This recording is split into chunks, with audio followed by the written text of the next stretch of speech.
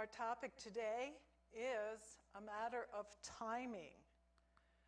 And we're going to see what the Bible says about timing. But before we do, let's call upon God, our divine teacher. Please bow with me. Father in heaven, we are thankful for the Bible. We are thankful for your Holy Spirit.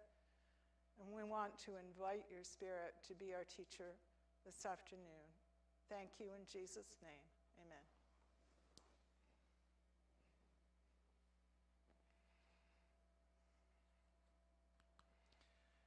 Timing is a very important aspect of our lives. When God created our world, he right away incorporated the element of timing. The evening and the morning were the first day, etc. The Bible contains many metaphors that have to do with timing in agriculture. One of them is found in the first Psalm, verse 3. It says, "He shall be like a tree planted by the rivers of water, that bringeth forth his fruit in his season." So every fruit has a season. Here in the Northwest, cherries come first, then apricots, then blueberries, peaches, and nectarines, and finally grapes, pears, and apples. If you go to pick apples in May, you may find just blossoms. You're not in apple season. Likewise, if you look for cherries in October, you won't find any on the trees. So this man, this he, in Psalm 1, verse 3, has good timing. But who is he? Let's go back to verse 1 and see. It says, "Blessed is the man that walketh not in the counsel of the ungodly." So this is a man who is very particular about whose advice he takes. He has discernment. Verse 2 says, "But his delight is in the law of the Lord, and in his law doth he meditate day and night." So this gentleman, rather than taking advice from people, even so-called experts, he consistently thinks about what the law of God says. Take, for example, the words of the wise man in Ecclesiastes chapter 3. Verse 1 says, "To everything there is a season and a time, to every purpose under the heaven." So every fruit, everything, every activity has a season, and every purpose has a time. Verse 2 says, "A time to be born and a time to die. A time to plant and a time to pluck up that which is planted." So we all know, if we've done any gardening, that there's a time to plant seeds, and there's a time after the harvest to pull the plants out and prepare the soil for the next crop. Timing is important in agriculture. There are seasons in human life also, just as there are seasons in nature and in agriculture. And many of the agricultural references in the Bible are really metaphors for spiritual lessons, like the one in James. "The fruit of righteousness is sown in peace of them that make peace." So James compares making peace to seed that is sown that's going to bear fruit. Not literal fruit like apples and pears, but righteousness. And the book of Psalms has a similar metaphor. Right in the first chapter, it talks about a man that bears fruit. We already read that. Galatians chapter 6, verse 9 has another agricultural metaphor. It says, "And let us not be weary in well-doing, for in due season," in other words, in due time, "we shall reap if we faint not." So another spiritual lesson from agriculture. In the right season, we're going to reap the harvest if we don't give up halfway there. So doing well is like planting seeds, and if you can wait, you'll have something to reap at harvest time. Well, not only does the Bible draw spiritual lessons from agriculture, it teaches us principles that we can apply to agriculture. Mark 4, verse 28 says, "For the earth bringeth forth fruit of herself, first the blade, then the ear, and after that the full corn in the ear." So the earth, by its very nature, grows plants. God created it in such a way that it does that. And those plants bear fruit. The growth is gradual. Take corn, for example. When it first comes up, it looks pretty much like a blade of grass. But in time, it grows tall, real tall, and thick and sturdy, and develops an ear of baby corn. But it's not finished. That baby corn fills out and becomes the plump, juicy cob of sweet corn that we enjoy so much. The little book of Hosea gives us some more spiritual gardening advice. It says in chapter 10, verse 12, "Sow to yourselves in righteousness, reap in mercy, break up your fallow ground." Why? The same verse tells us, "For it's time to seek the Lord till he come and rain righteousness upon you." So in Hosea's day, it was time to seek the Lord by faith, knowing that Messiah would come. And then in Galatians, Paul tells us that when Jesus did come, it was at the right time. Galatians 4, verse 4, "But when the fullness of the time was come," and that's the time spoken of in Daniel, "God sent forth his Son." So there was a time for Jesus to come and be born as a baby in Bethlehem. And the Bible tells us that there are other important events that happen on time. In the book of Revelation, John saw an angel coming with a loud announcement that a certain time had come. Revelation 14, verse 7, "Fear God and give glory to him, for the hour," in other words, the time, "of his judgment is come." It's here. And we're living in that time, the time of God's judgment. Peter tells us that judgment's going to start with us. 1 Peter 4:17 says, "For the time has come, the judgment must begin at the house of God." Isn't God merciful to let us know that? And if we go back to Revelation chapter 14, we read about another angel who has something important to say. But this angel is talking to Jesus, and his message is another agricultural metaphor. He says, "Thrust in thy sickle and reap, for the time is come for thee to reap, for the harvest of the earth is ripe." It's going to happen pretty soon. John 13, verse 7, Jesus talked about timing to his disciples. He said, "What I do, thou knowest not now, but thou shalt know hereafter." There are some things that we can't understand right now, but this is a promise that we will understand them in due time. Another time, John 16, verse 12, Jesus said, "I have yet many things to say unto you, but you cannot bear them now."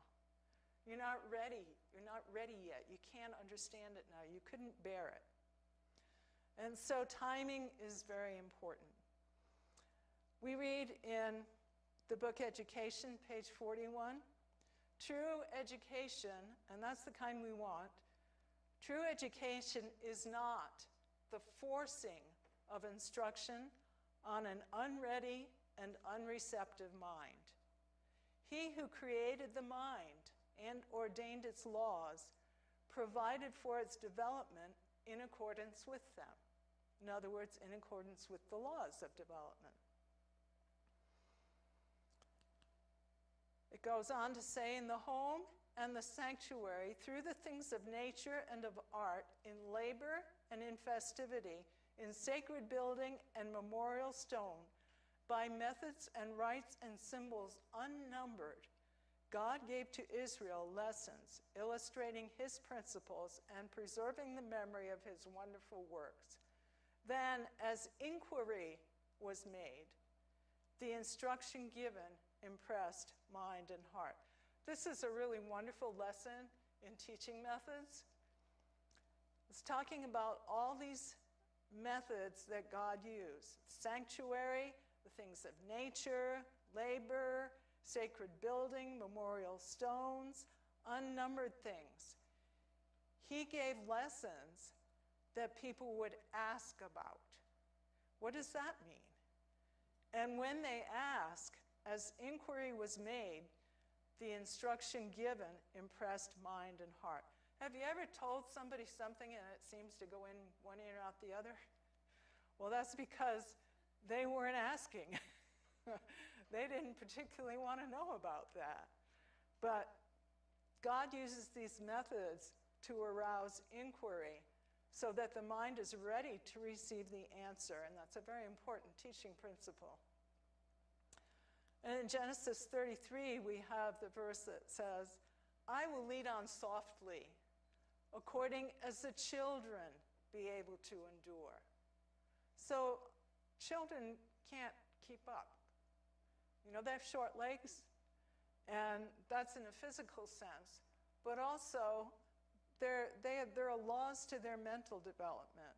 So that if we try to do something too fast, try to teach something too fast when the child is too young, they're not able to endure it. It doesn't work.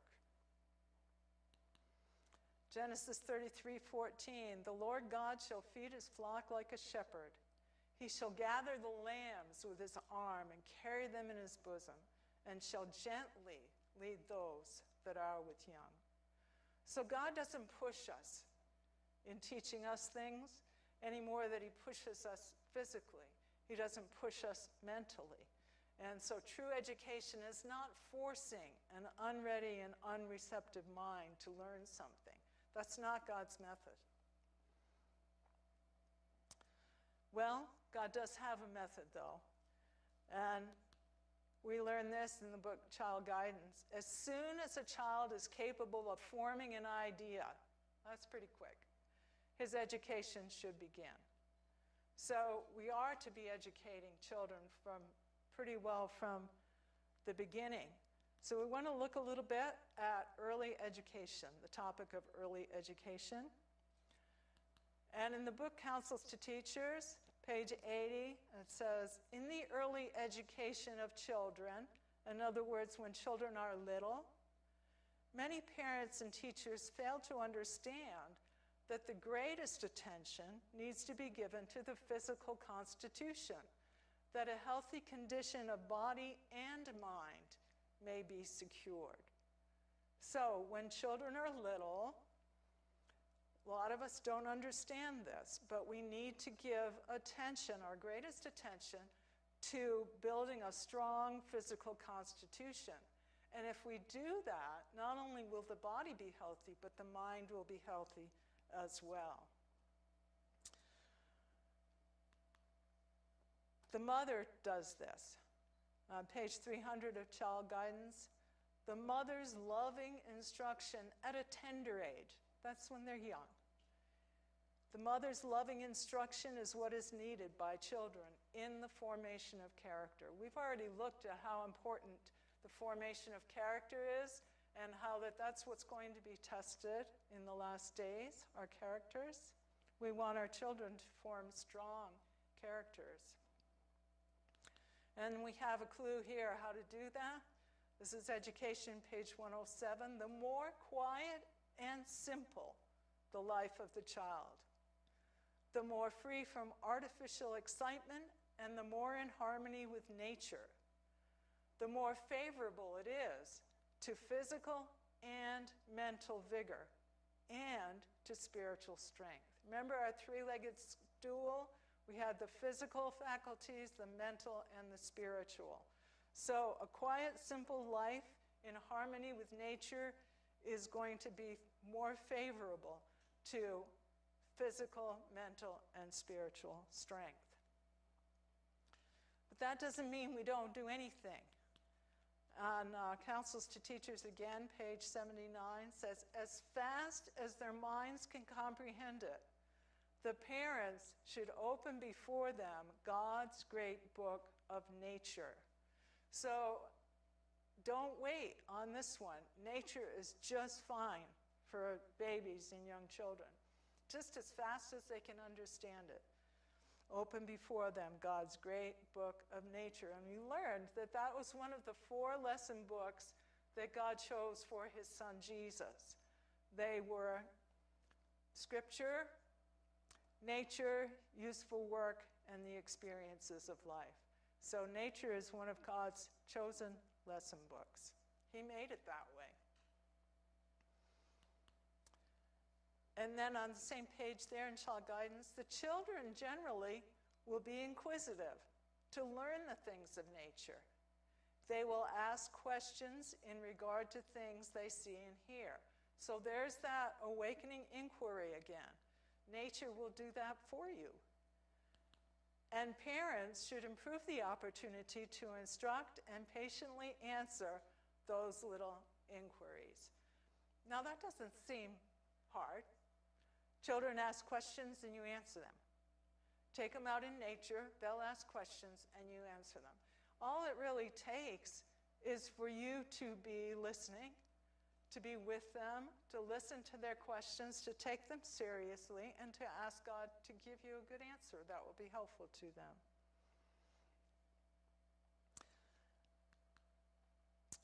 In Exodus 12, verse 26, this was about the Passover.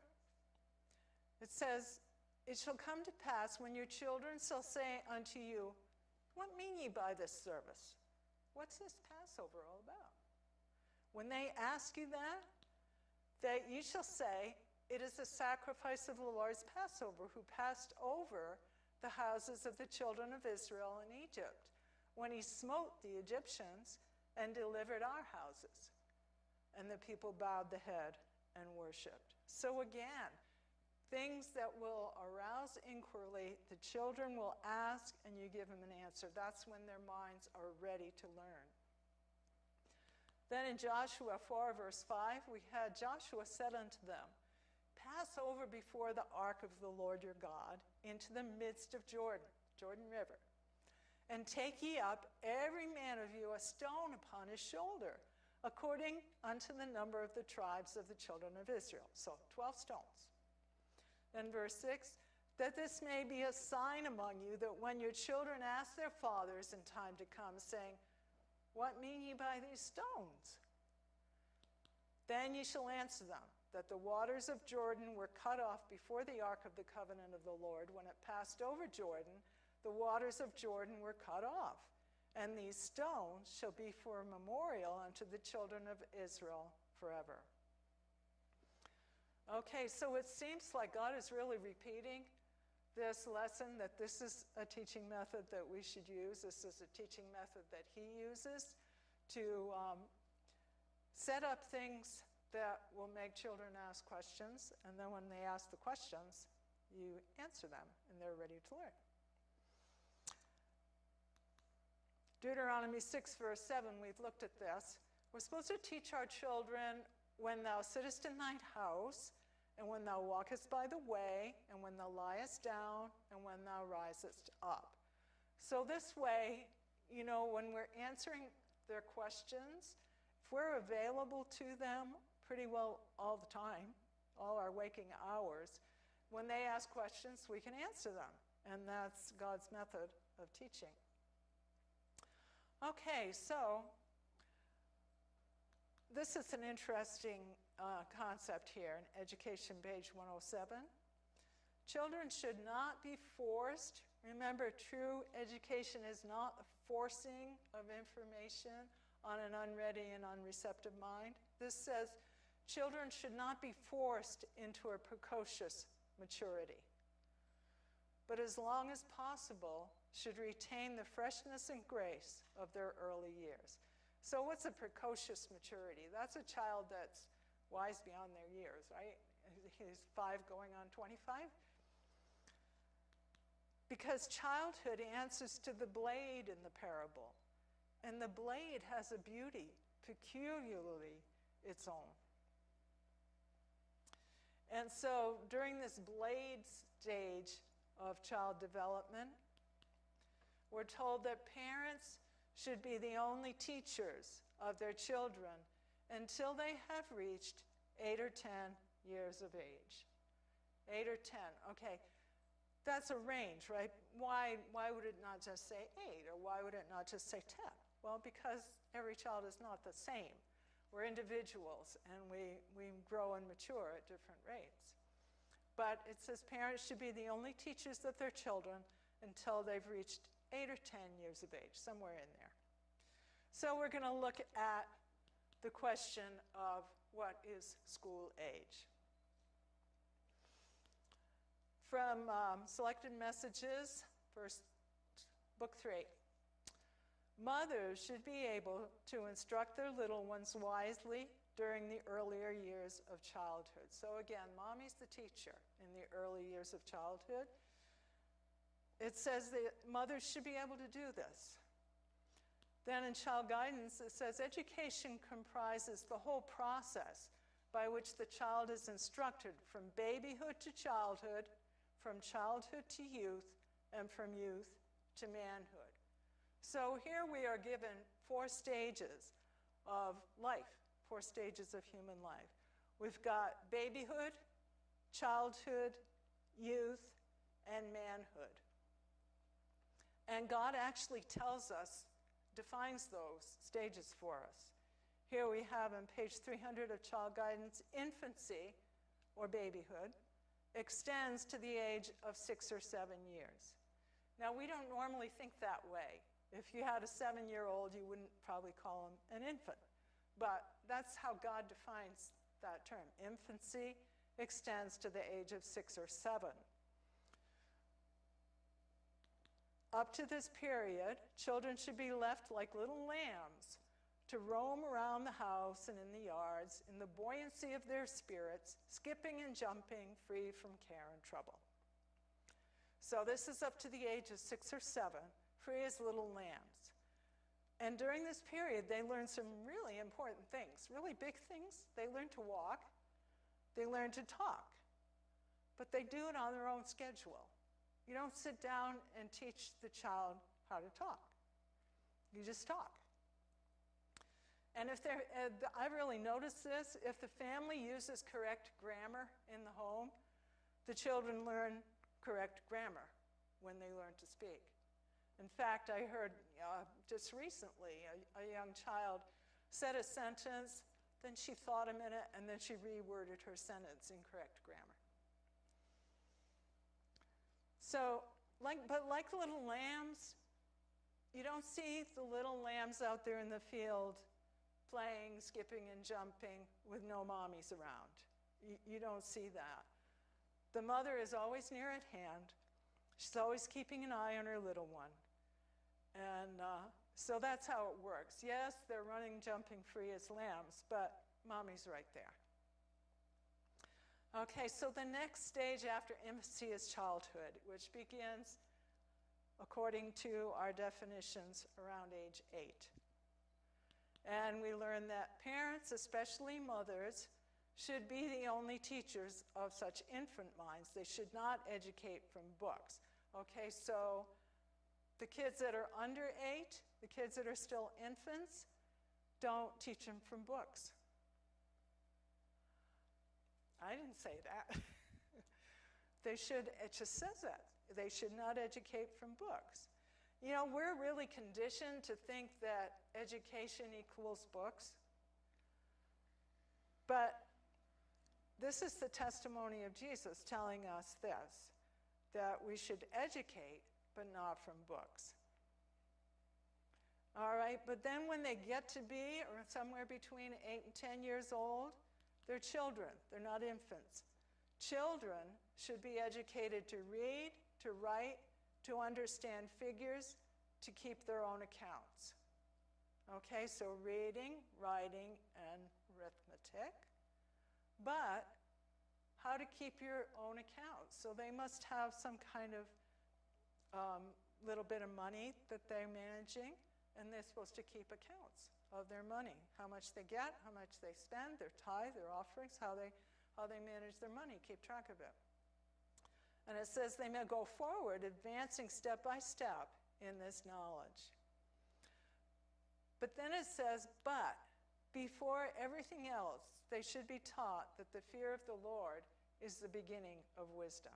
So there's that first 7, 8 to 10 years where they're out in nature running free as lambs. They're learning spiritual lessons. They're asking mommy and daddy questions. They're getting good answers. They're being read to from the Bible.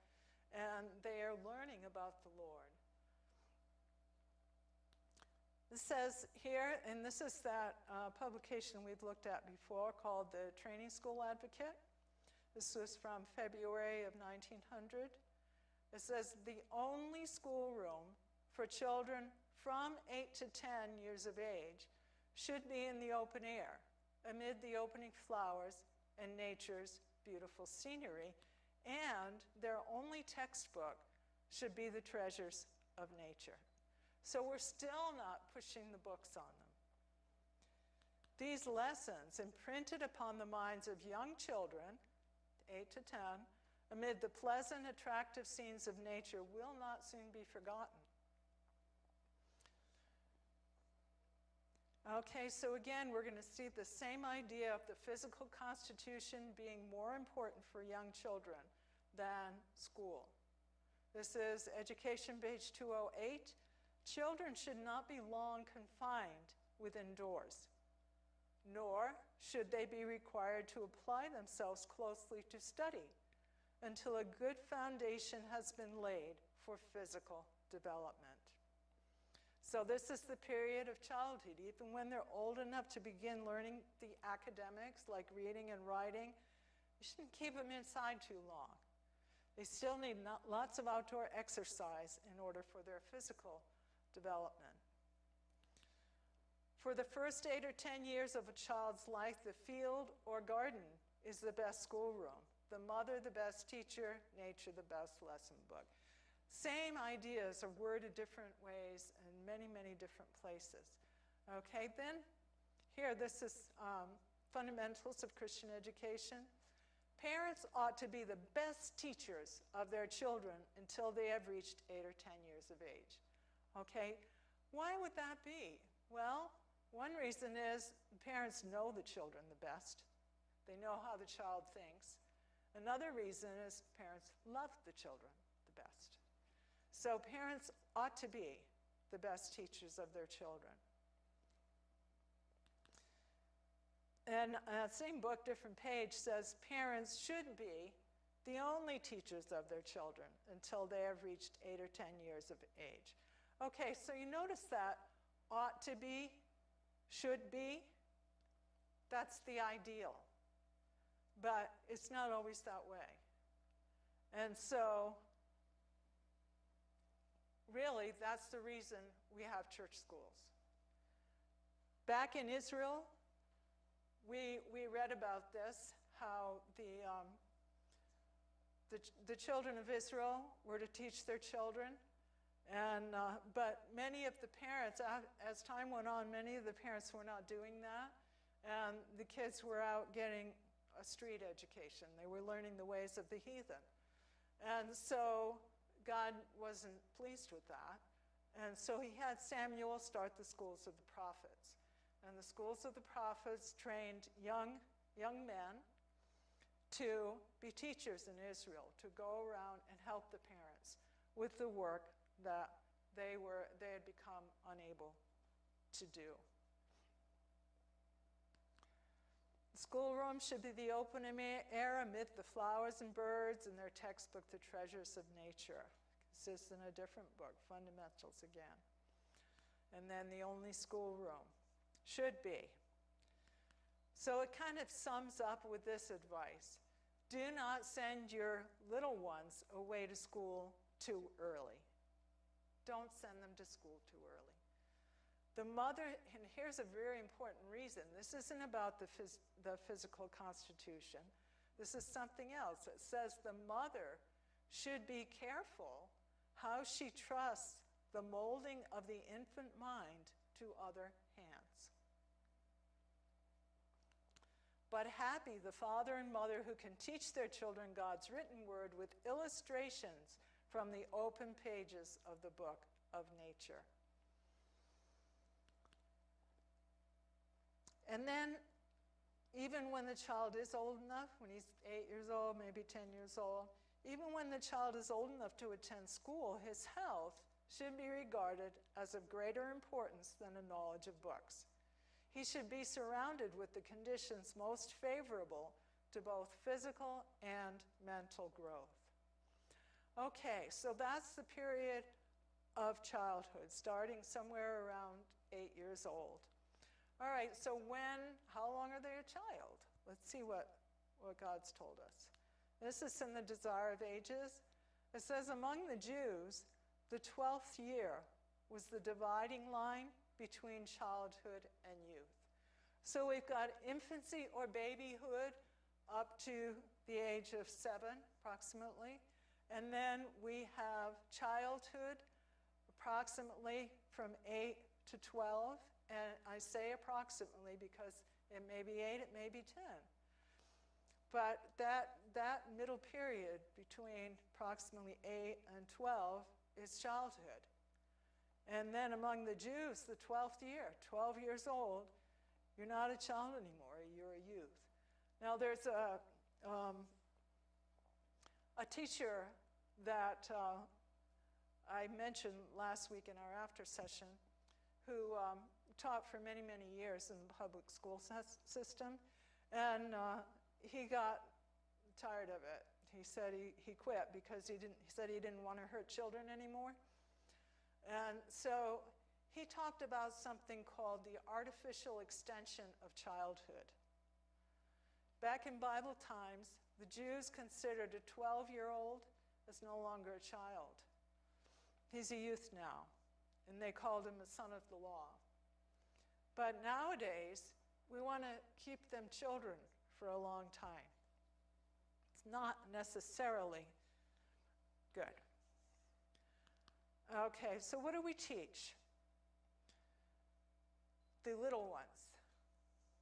The mother should be the teacher and home the school where every child receives his first lessons. And these lessons should include habits of industry. So we're teaching not just words, but habits of industry. The little ones should be educated in childlike simplicity. They should be trained to be content with the small, helpful duties and the pleasures and experiences natural to their years. During the first 6 or 7 years of a child's life, special attention should be given to its physical training rather than the intellect. After this period, if the physical constitution is good, the education of both physical and intellectual, mental, should receive attention. Okay, but she had to say this. This is in Fundamentals of Christian Education.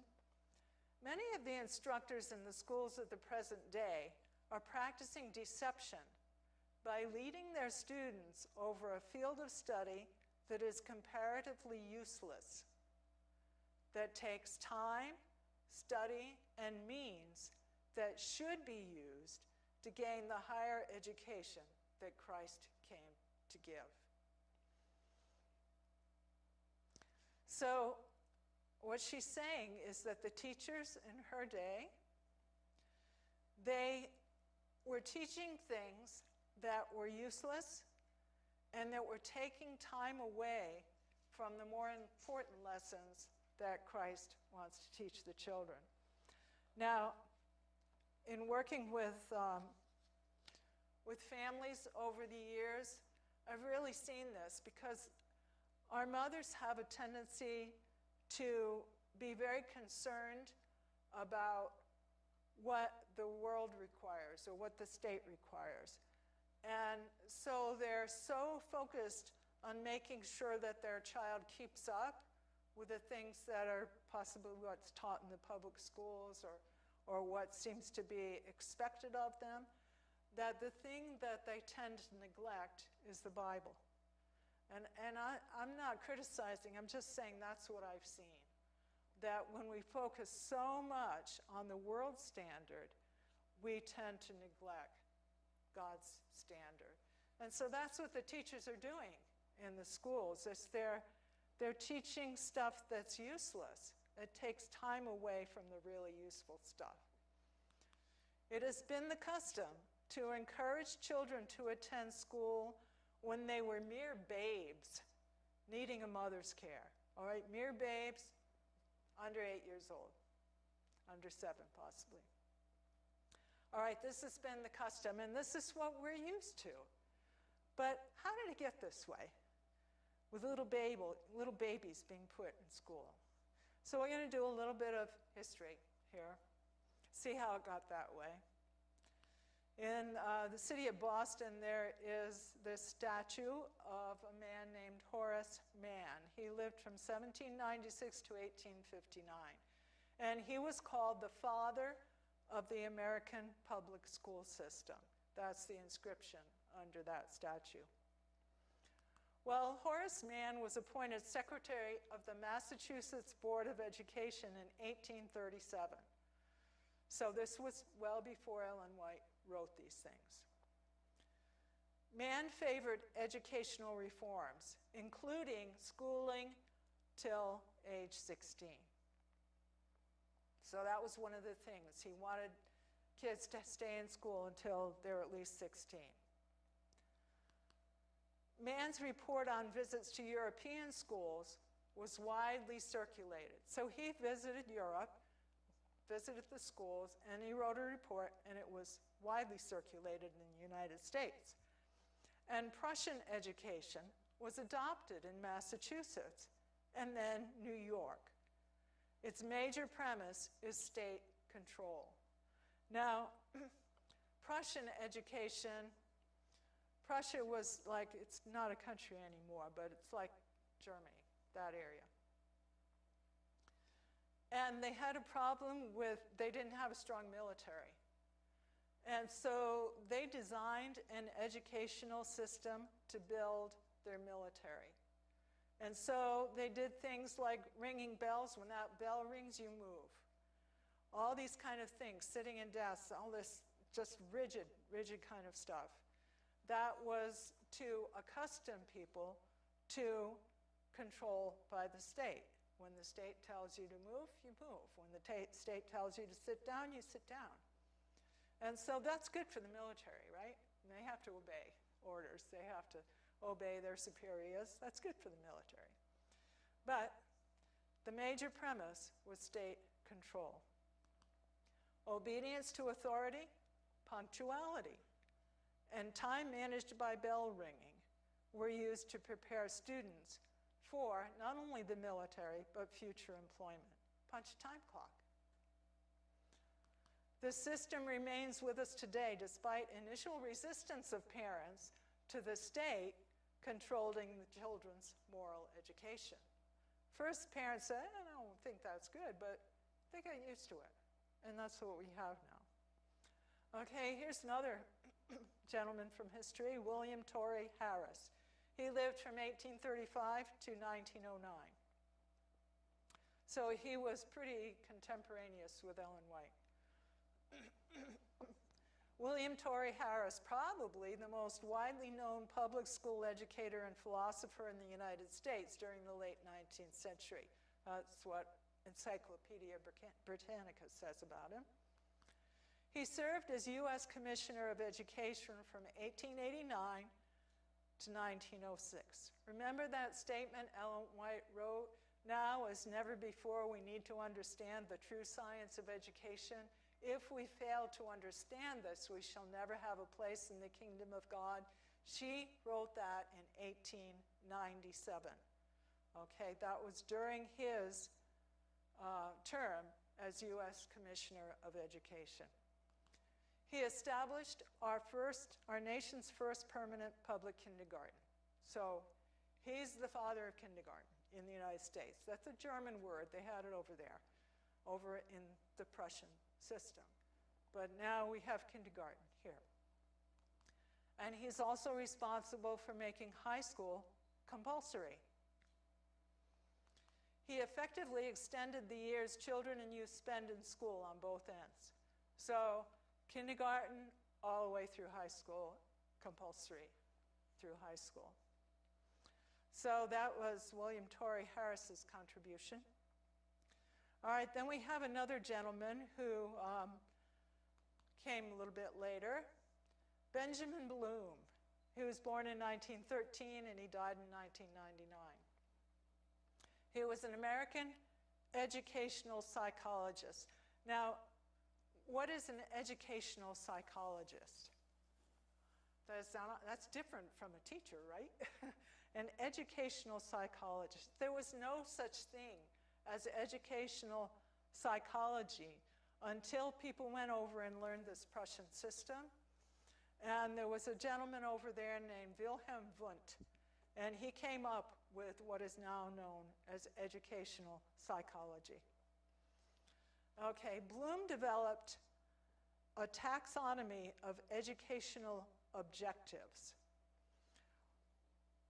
His research, which showed that educational settings and home environments can foster human potential, transformed education.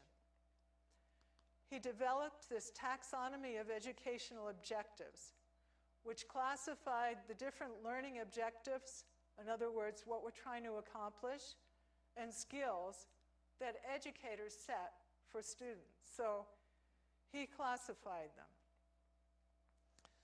So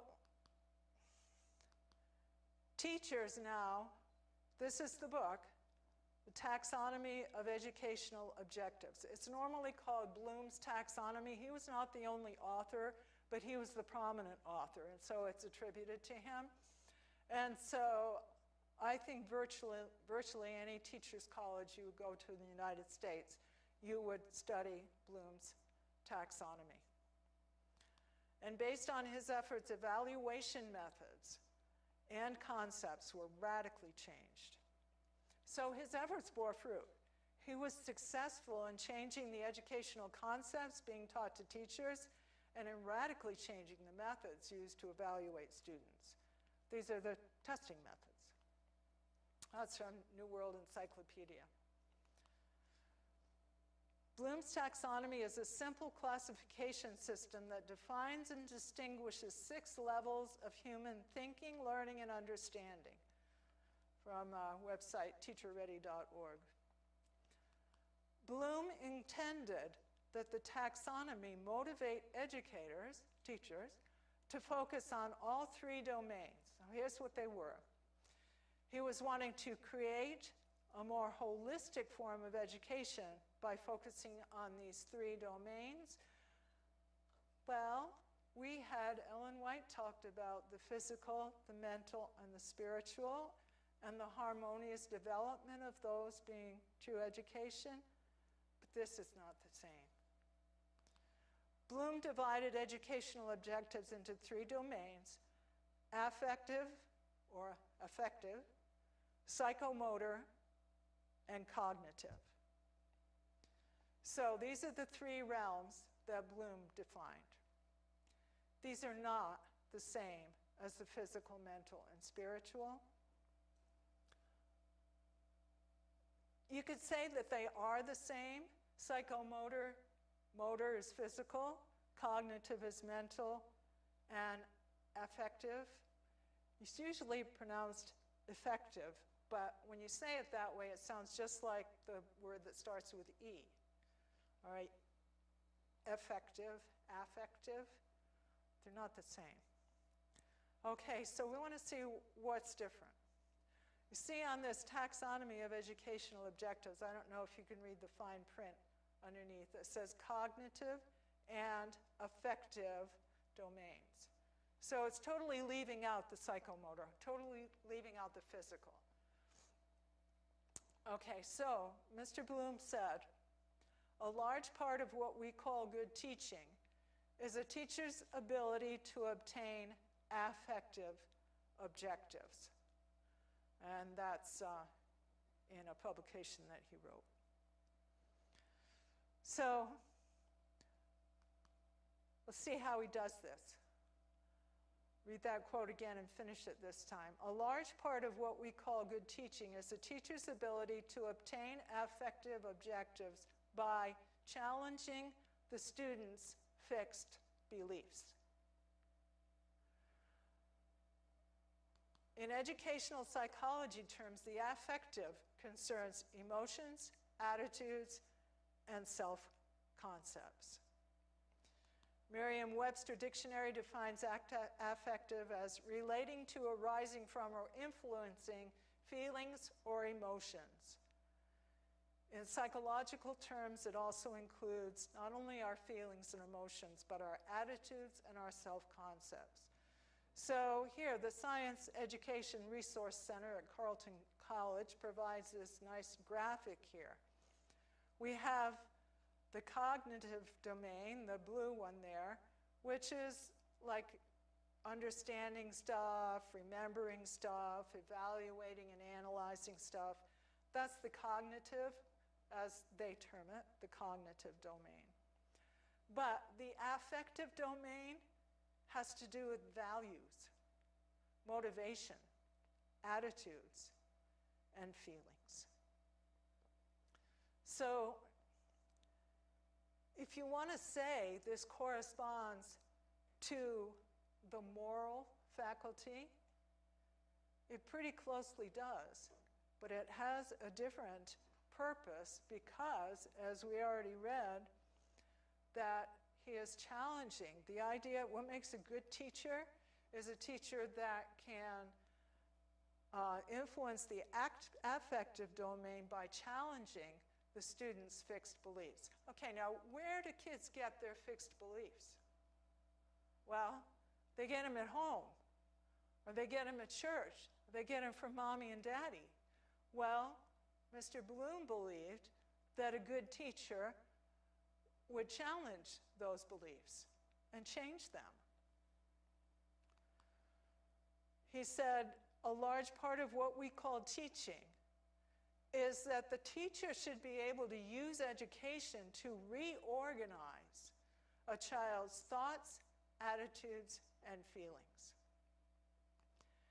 And here's the clincher. Bloom taught that the highest form of intelligence has been reached when an individual no longer believes in right or wrong. There is no right, there is no wrong.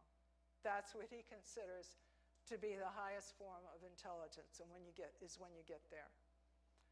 And a student attains what he calls higher order thinking when he no longer believes in right or wrong. So Bloom proclaimed that the purpose of education and the schools is to change the thoughts, feelings, and actions of students. So there's no right or wrong. Has it borne fruit in our schools? I think it has.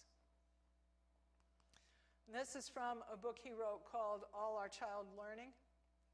The curriculum may be thought of as a plan for changing students' behavior and as the actual set of learning experiences in which students, teachers, and materials interact to produce this change in students. Okay, his research showed that educational settings and home environments can foster human potential, and that transformed education. Since then, now, before that, okay, we had kindergartens. Now we've got Head Start. We've got all these other, pre-kindergarten. And we're told that our children need that in order to develop properly. However, his research led him to realize that early experiences within the family are the most significant in providing a good foundation for learning. And so he supported the creation of the Head Start program to provide support to preschool-age children of low-income families. Get them out of the home and put them in a school where we can educate them, change their thoughts, feelings, and self-concepts. Okay, so that's why we have the situation we have today, where we're urged to get our children into school younger and younger and younger. That's why. But we want to look at the science of it. And back in 1950, if you would have received, I was 3 years old then, if you would have received the Pacific Union Recorder back then, you might have read this. There's a little box right in the middle of the front page, and I've blown it up so we can see it. Is your child ready for school? And it has a quote from volume 3 of the Testimonies. Parents should be the only teachers of their children until they reach 8 or 10 years of age. Okay, so that's the quote from Ellen White. And then they're telling us, were they ready for school? A new leaflet, number 43, should be read by every parent. A copy may be secured from your pastor or your conference educational superintendent. So notices like this appeared in many of our church papers from 1950 to 1964.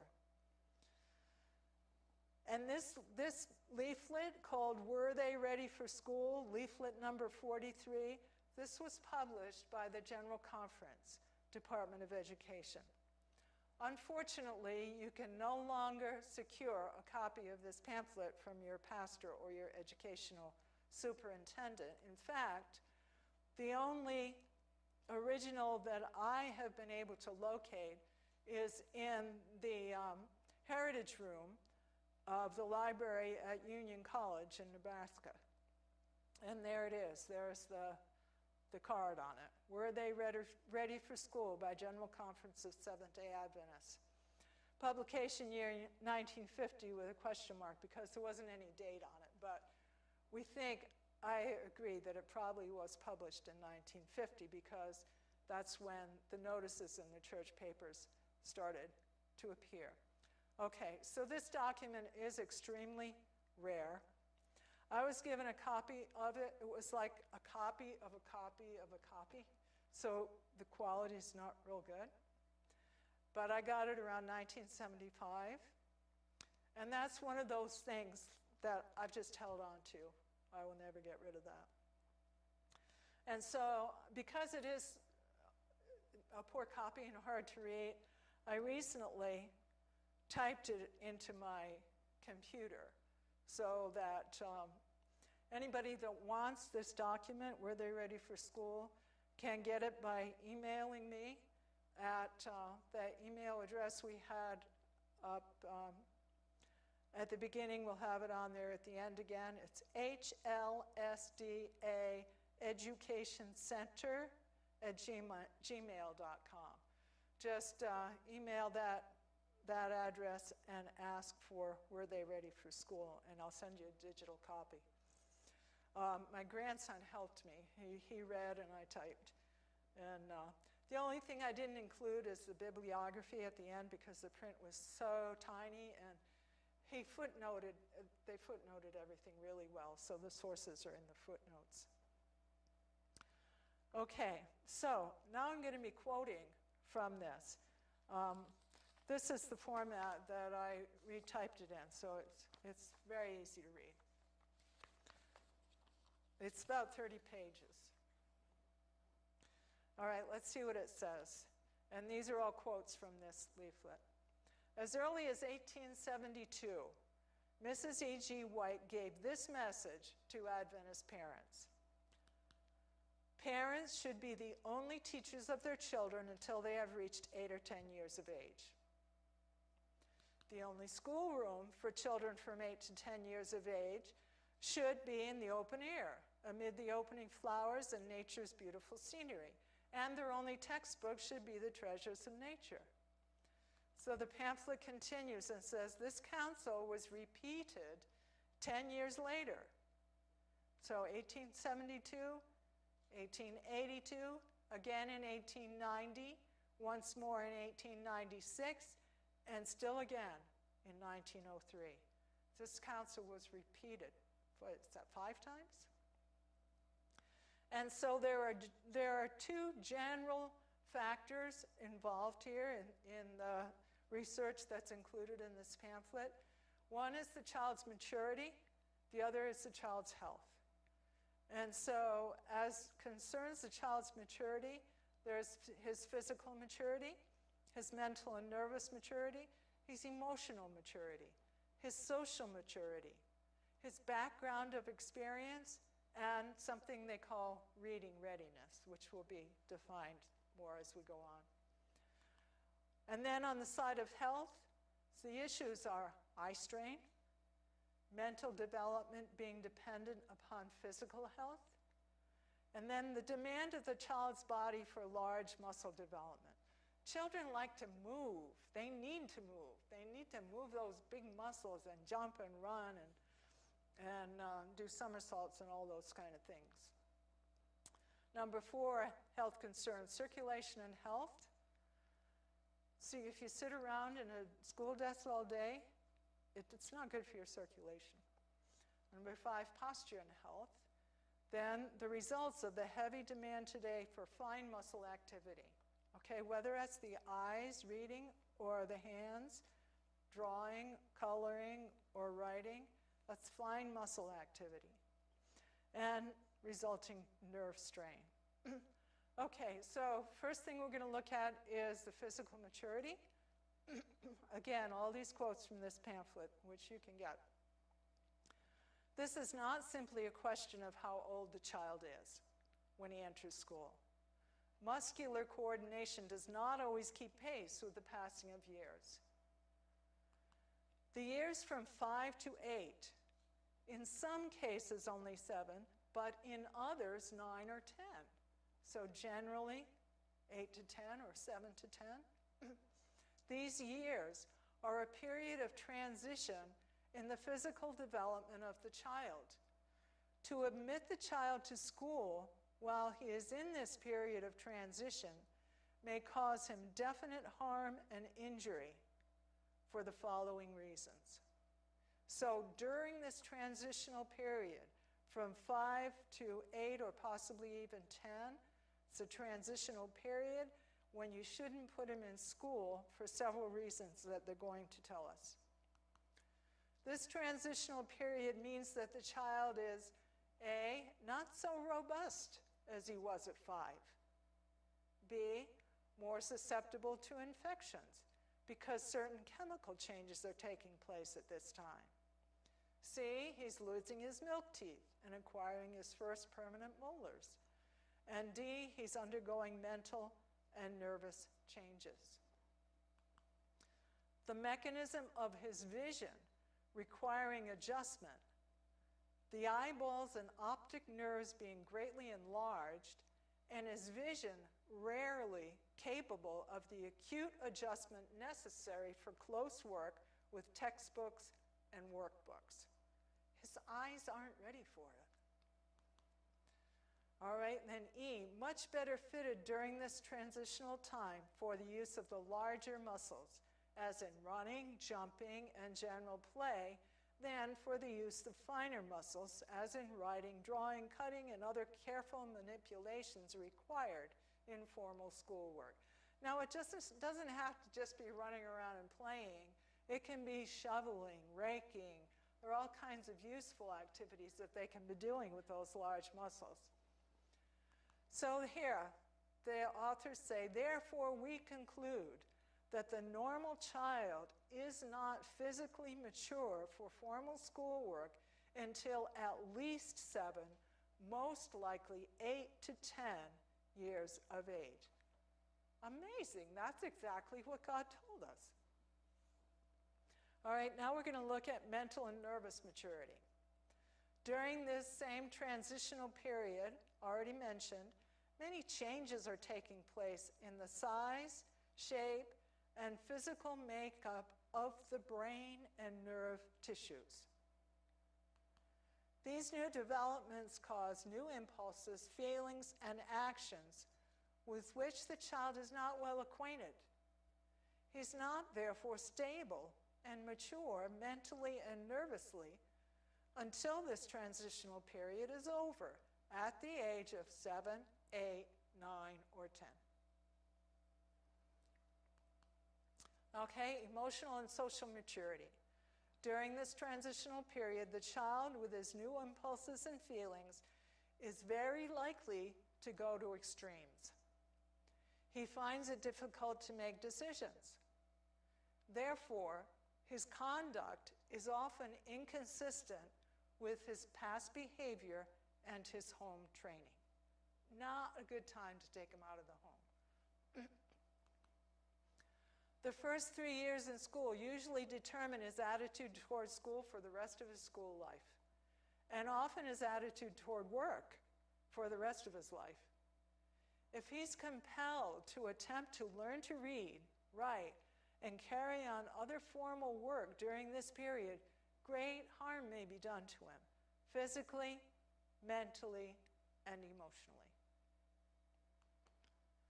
Lack of social and emotional maturity is manifest in many symptoms. Often it shows itself in restlessness. He can't sit still. And inability to concentrate. They're looking out the window wishing they were outside. At times, it reveals itself in outbursts of emotion or temper tantrums. Again, it is seen in discourtesy, determined self-will, or an bent to annoy others or destroy things. We've all seen that. The child may be dominated by fears or may exhibit extreme timidity and shyness. He may be dependent and self-absorbed, indulging in idle daydreaming or self-pity. Oh, poor me. Okay, another area, the background of experience in reading readiness. Dahl, and he's one of the scientists that's quoted quite often in this pamphlet. Dahl tells us that many children can be taught to read as early as 3 years of age, if mentally average or better. So a mentally average child can learn to read at 3 years old with suitable motivation and intelligent tutoring. But the average child of this age has not had enough experience with life to profit by learning to read.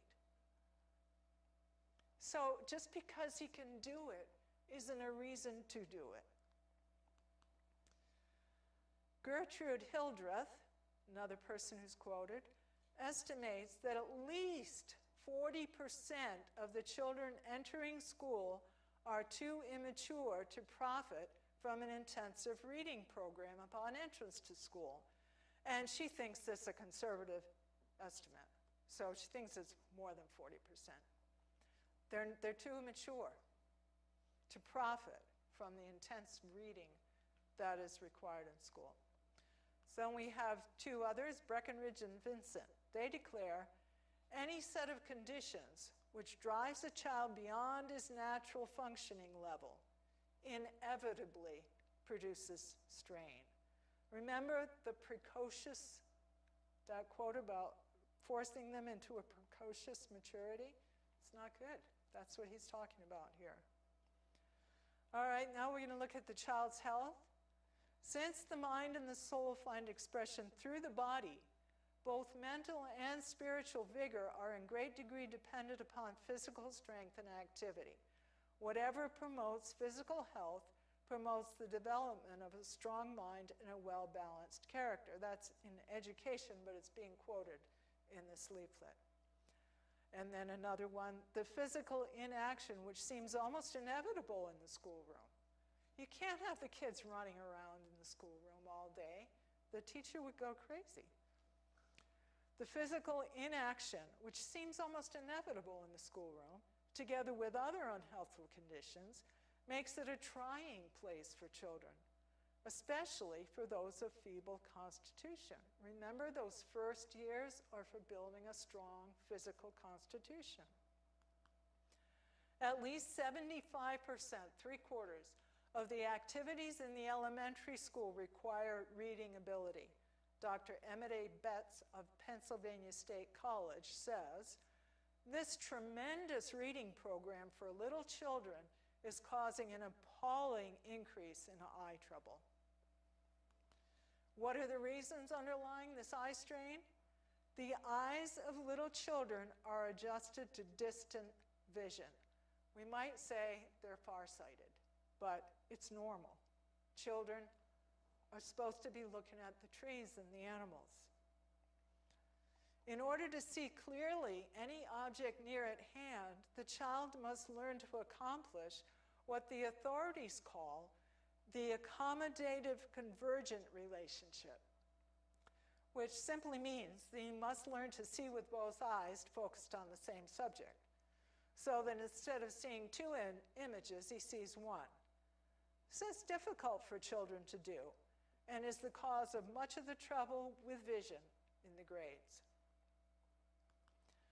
All right, another authority, Marguerite Thomas Eberl, chairman of the Committee on Children's Vision of the American Optometric Association, says, when the child goes to school, where new visual demands are made, he finds that he must do totally new things with his visual pattern.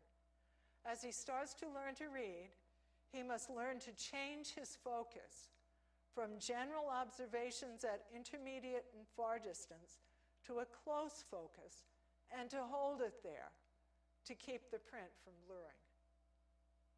At the same time, he must learn to turn his eyes inward to the same object, which involves delicate adjustments of 12 tiny muscles, 6 in each eye, to keep the print from doubling.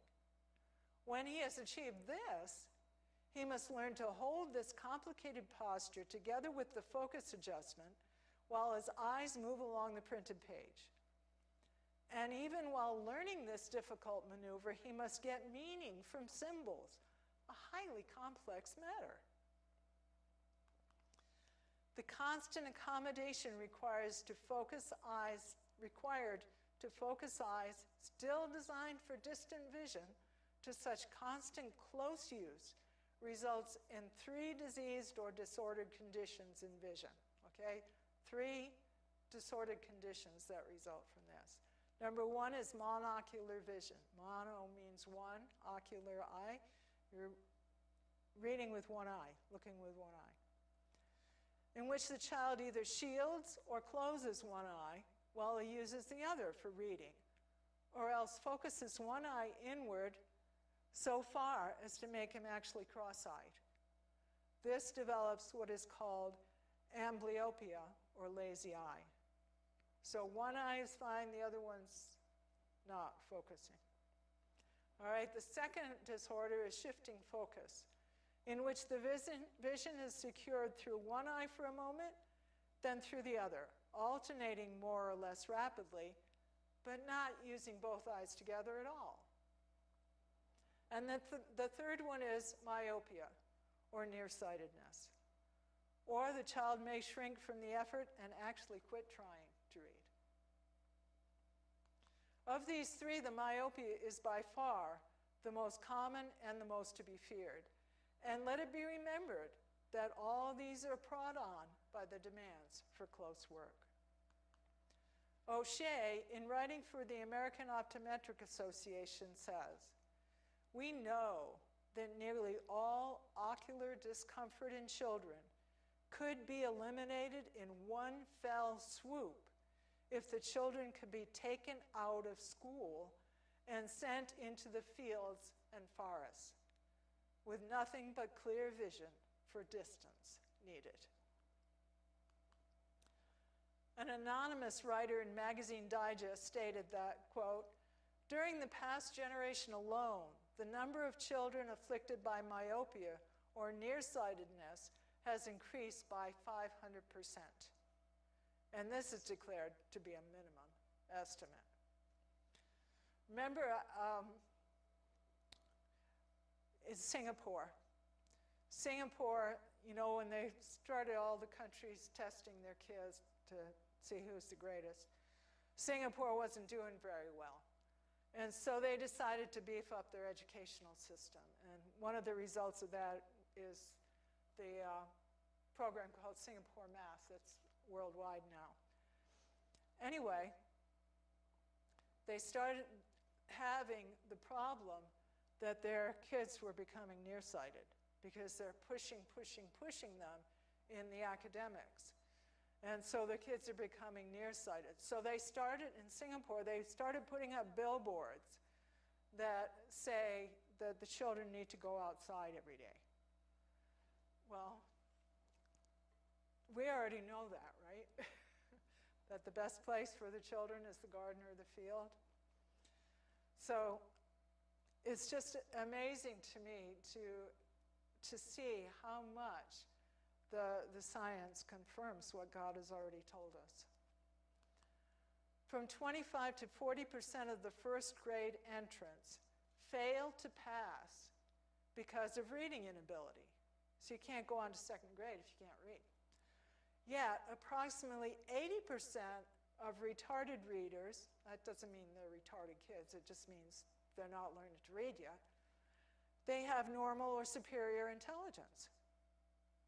At least 80% of the kids that have a hard time learning to read have either normal or superior intelligence. But more than half of the children who are slow in learning to read have visual problems. Many children do not have sufficient visual maturity to begin reading until they are 7 or 8. They should not be pushed beyond their capacity. And that is from the American Optometric Association.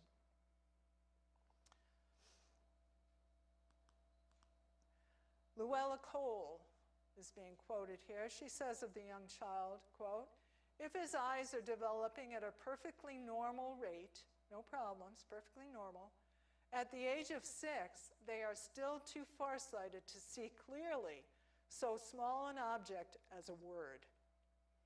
It is not until a normal child is 8 years old that one can be certain his eyes are mature." So that was Luella Cole, said that. Now, Dr. Louis H. Kraskin of the District of Columbia Board of Optometry says the eyes are not fully developed until 10 years of age. Haven't we heard those numbers before? 8 to 10. The eyes aren't mature enough to read. Here's another person quoted, Teagarden. Teagarden has pointed out that one of the chief difficulties of the immature eye is the tendency to reverse or confuse symbols. This makes it very difficult for the child to discriminate between such letters as D and P, B and P, N and U. Which is which? Was becomes saw, and no, on, etc. When we remember that eye strain is always accompanied with nerve strain and fatigue, and that continued work under such conditions means the weakening of the entire mental and nervous system, we can see the significance of these facts. All right, continuing to quote from the pamphlet, Health in Relation to Mental Development. Mrs. E.G. White has brought this counsel, quote, "The brain, the most delicate of all the physical organs, and that from which the nervous energy of the whole system is derived, suffers the greatest injury. By being forced into premature or excessive activity, and this under unhealthful conditions, it is enfeebled, and often the evil results are permanent." So we're talking about the brain here. All right, the demand of the child's body for large muscle exercise. Angelo Masso, famed specialist on fatigue, said, quote, "Modern views show a tendency to confirm what the great philosophers of Greece already recognized, viz., that children ought to begin to read and write only in the 10th year. The ordinary 6-year-old mind is not ready for purely formal instruction in reading, writing, and arithmetic, say Giselle and Ilg. Okay, circulation and posture. Small children's spines are not mature enough to endure long periods of sitting. Do children like to sit? No. Well, their spines aren't ready to be sitting for a long time. Among other causes for poor posture, W.W. Kruger lists, quote, "insufficient physical activity, which results in weakened muscles." All right, and so that's the large muscles, now the small muscles. Results of the heavy demand for fine muscle activity. Quote, "As early as 1898, the eminent philosopher and professor of pedagogy, John Dewey, wrote, quote, While there are undoubted exceptions, present physiological knowledge, abundantly corroborated in recent years, points to the age of about 8 years as early enough for anything more than an accidental attention to visual and written forms. Now we're quoting Edgar Dahl. The young child in the early grades is physically restless and is at the most important stage of his motor development. His most effective education in these years is pursued along the lines of sensory motor expression and social participation rather than in the intellectual pursuits involved in reading. Again, Edgar Dahl, it is well said that if we do this, we cannot do that. Hence, while the child is engaged in seat work, he is thereby denied those large muscle activities which are the earmark of his development in the first 4 grades of school. The emphasis on seat work, essential to reading, has a tendency to restrict his motor activities and to limit his social interests at the same time that it artificially forces his intellectual development. We're almost there, folks. Hang in there. J.B. Nash of the Department of Physical Education and Health in New York University, in an unpublished paper, has summed up the question thus, quote, requiring children to give up their romping, skipping, and jumping in which they express themselves for any activities which tax the fine skill muscle nerve groups has 3 unfortunate results. 1, an inefficiency in the learning procedure. It doesn't work. Neural growth has not proceeded far enough to allow for rapid learning. This has a tendency to cause discouragement and to develop adverse attitudes towards school. I just can't do it. That's the attitude that discourages. It sets up failure complexes. The child is likely to take for granted a dull existence. I'm never going to make it. I can't even read. Well, that's not true. It's just that's the result of putting them to the task before they're ready. Activities of this type too often cause strains, which may become the basis of a neurosis. This may be the beginning of a lifelong instability. And number 3, the third great danger of starting those fine muscle nerve skills too early is that it deprives the child of an opportunity to participate in those broad, sweeping movements of the large muscle nerve groups, which lay not only the basis for health, but also the basis for many of the arts, which will later make for a richness of leisure. Okay, so then people are going to naturally have the question, well, if I don't start my child on reading and all the academics until they're older, isn't he going to get behind? Well, the pamphlet deals with that question. Does the child suffer by delayed entrance into school?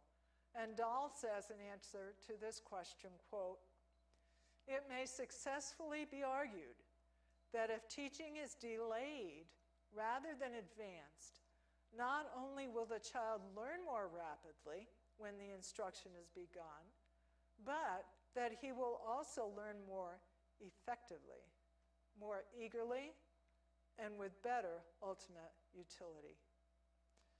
To delay formal instruction in reading, therefore, not only saves time, energy, and nervous pressure on the part of the child, but similarly for the teacher. To delay the organized teaching of reading thus postpones major emphasis on seat work in the early grades and presumably would tend to preserve the child's health and particularly his vision. And then the pamphlet ends with this quote, the messenger of the Lord has told us, quote, true education is not the forcing of instruction on an unready and unreceptive mind, The mental powers must be awakened, the interest aroused. For this, God's method of teaching provided. So that's what we're trying to implement here at Hayden Lake Church. We're starting our education center very soon, and we're trying to implement God's methods. We don't know everything, and we solicit your prayers that God will give us wisdom and grace, but we just believe that God has something better than the world has to offer. So if you're interested in Hayden Lake Seventh-day Adventist Education Center, there's the email address on the screen there, hlsdaeducationcenter@gmail.com. Or if you want this document, Were They Ready for School? You can also get that by email and asking for the document. So I want to thank you all for coming and listening so attentively. We went longer today, but I invite you to bow with me as we thank the Lord.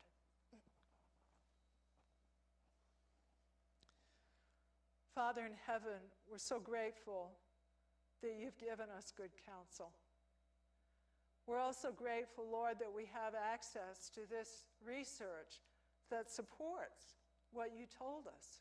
So many different ways that we can see that, yes, your plan is the best. Please help us, Lord, to be strong in our determination to do things your way, even though pressure may come from others to go a different route. Lord, we're trusting you for the education of our children and of ourselves, and we just thank you for your many promises to do so. In Jesus' name, amen.